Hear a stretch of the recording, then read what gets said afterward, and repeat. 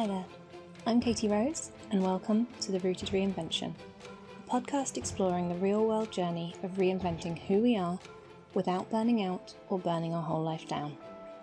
I teach people how to make lasting change by melding my Masters of Neuroscience and my Cognitive Therapy qualification with common self-help tools, spiritual concepts, and my personal experience. Because being yourself doesn't need to feel so damn hard. To get more information on podcast episodes, please visit rootedreinvention.com/podcast.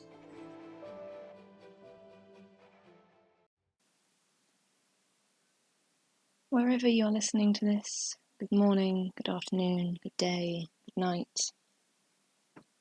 And let's take a slow, deep breath together.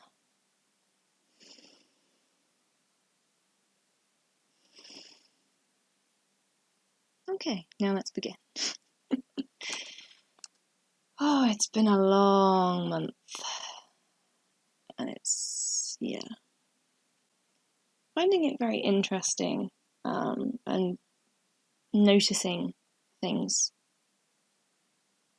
Now that I'm in the sort of habit of recording this the week before it comes out, rather than batching it like I had done previously, and really kind of watching the ebb and flow of the episodes as time passes, as my mood changes, as life goes on. I'm feeling very tired this week. In fact, the last couple of weeks, I just feel very tired, no matter how much sleep I get. So that's where I'm at. How are you? And I ask that question with the view of you asking yourself it. How are you? What is your body doing right now? What is your mind thinking right now? Where are you situated in this moment? Who or what is with you? How are you? Because I feel like we don't ask ourselves that question often enough. If you are cold, put a jumper on. If you are hot, take a jumper off. Open a window. If you are feeling stifled, maybe sit up straight and pull your shoulders back so that you're expansive. If you're feeling sad, I recommend having a good old cry, putting on a funny movie. If you're hungry, find something nourishing to eat. We just don't think about meeting our own needs as often as I think we probably should. And thinking about it, I could probably have an entire episode on that, which I will put in my little ideas folder. One of the sort of therapies that I am trained in is called solution-focused approach or solution-focused brief therapy. And this, as it sounds, is very much focused on solutions to problems, on kind of how we can have an outcome that we want following a problem. And it's very much focused on possibility and potential. Now, if you've been following me a while, you know that potential and human potential is one of the key motivating factors for me in all of this work. It's one of my core beliefs that we have more potential than we realise, and if only we could tap into that power, if we understood our neurology, if we could see the possibilities ahead of us, then that will motivate us and allow us to create change. Solution-focused approach has 3 basic kind of questions that kind of underpin it. And to summarize them, the first one is, what is your best hope? So what is it that you're desiring? What is it that you want? What are you hoping to achieve? How are you expecting things to go? And kind of what sort of direction you're looking in. What are you already doing or have done in the past that could help? So what works for you? This is very much along my sort of reviewing first question of what's currently working for you right now, what's not, what are those routes that you might want to just expand on for your reinvention.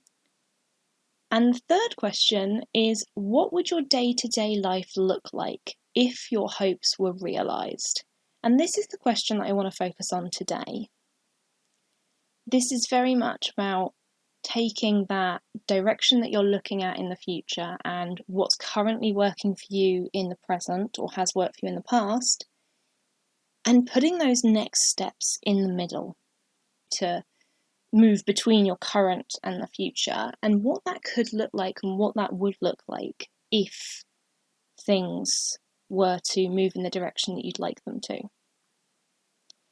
And the most common way this question is phrased, and I've seen it outside of solution focus as well, but that's where I know it from, it's known as the miracle question or the magic question.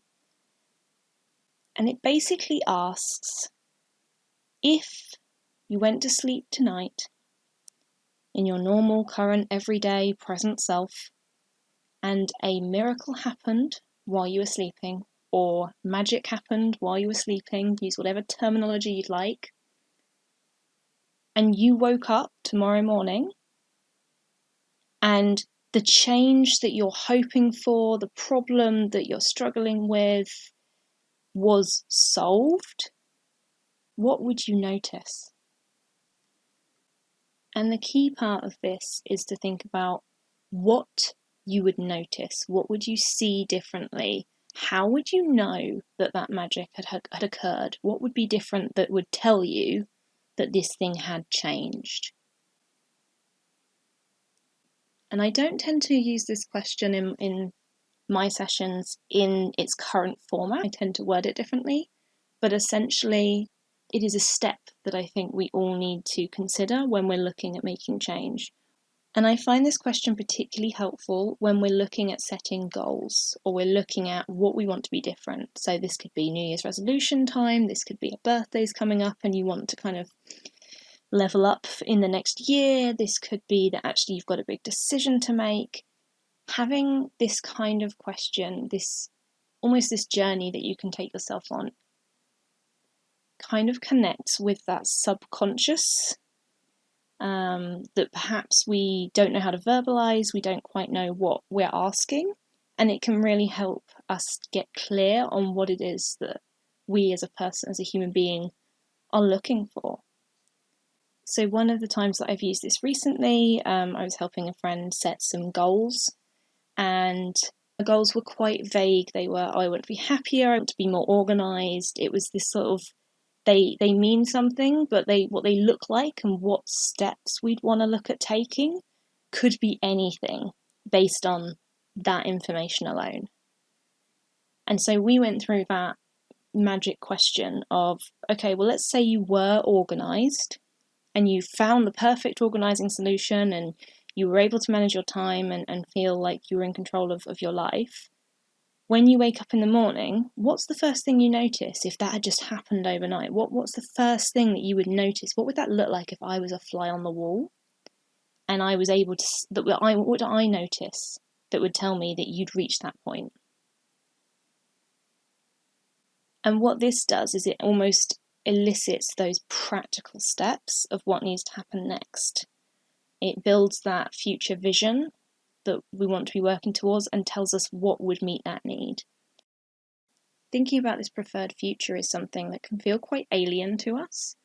And certainly as I was growing up and thinking about the culture that I live in, I've actually never been encouraged to answer the question, how will you know that you're happier? How will you know that you're your true self? How will you know that you're living a rooted life?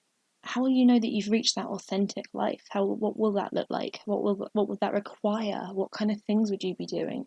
How would you feel? We're not taught to ask those kind of questions, partly, I believe, because marketing tells us the answer. You're going to be happier when you've got this shirt, or you're this thin, or you've got this partner, or you have this product, or you use this service. That's what's going to get you to that place. And the way marketing works is we don't know that that's not true in that moment, and it plays with our emotions. And for a lot of us, we were all, even with multiple psychology degrees, I still fall for marketing as much as the next person. It's kind of a lack of having that preferred future that allows marketing and other people like governments to tell us this is what you want, this is what the future will look like, this is what you want to vote for, and here's why, without actually us as humans questioning it or exploring, is this going to work for me? So this is just a question that I recommend anyone ask at any point they want to make a change. So what is your best hope for moving forward? So for example, I'm writing a book. My best hope is that I will publish that book and that people will enjoy it. And how will I know that people have enjoyed it? How will I know that that book is published? How will I know that I've reached that stage? Well, I'm looking for a certain number of reviews. I'm looking for people to comment and tell me. I'll get emails. I'll know when I've published it because there'll be the date. It'll be online. It'll be available in stores. Like there's all these different kind of criteria that I can then work towards, which are physical. And I see this particularly having done my life coaching training and sort of looking when I first started at, do I want to be this type of life coach, or how do I want to work my practice? What do I want this to look like? And all of the marketing, they've had people sat on a sandy beach in a bikini with their laptop on their lap. I don't want that. My version is I want to be sat in a swing seat in a garden full of animals and birds and nature, with my ripped jeans and my hair in a messy bun behind my head, and probably heavy metal music playing in the background. Like, my version of what success and how I want to live my life, how I want to spend my time, is very different from what the adverts were giving me. And because I have that really clear in my head that I'm not someone who particularly wants to travel, I'm not someone who has that wanderlust, I'm someone who, as you might notice, is quite rooted and very much likes the stability and wants to have a settled home. Actually, those adverts don't work for me because I've questioned them. I haven't gone, oh gosh, this looks amazing and everyone wants this, I should want this. And actually, I've now got the chance to do this, and people would give so much to have this opportunity, and I've been given it. Actually, I can say, do you know what? That's not for me. And therefore, it opens the spot up for someone who actually wants that. And I'll even do that for adverts for things like fizzy drinks, where I'm like, do you know what? I'm choosing a lifestyle where I'm looking after my body and I'm healthy, where I'm nourishing my body where I can, and actually I don't buy that fizzy drink, then someone else who desperately needs a bit of energy and a bit of caffeine and some fizz today can have it. Knowing that about myself, knowing my values, knowing that vision gives me a lot of power and a lot of motivation to then make choices that are in line with it. But I only know what that vision and what those values are because I have sat down and asked, well, actually, if overnight a miracle occurred, if I had the magic wand, what would I notice? What would be different? What would my life look like?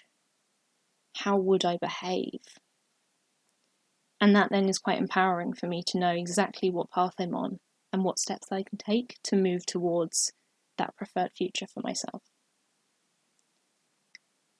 So I'd love to know if you've ever asked any kind of question like this. I'm aware that sort of the law of attraction, kind of visualization practices quite often have this preferred future in them, or if you do like a vision board, that can quite often have that preferred future aspect to it. So again, this isn't a completely new concept to most people. But I guess there's that question of how much are you using this on a regular basis when you're looking to make change? Does it help with your motivation? Have you tried questions like this before, and how have they worked for you? As always, thank you so much for your time. I hope that you are all well, and I will speak to you again next week. Bye. Thanks for listening, and as always, you can find out more at rootedreinvention.com. Take care, remember you are more capable than you often realise, and I'll see you next time. Bye.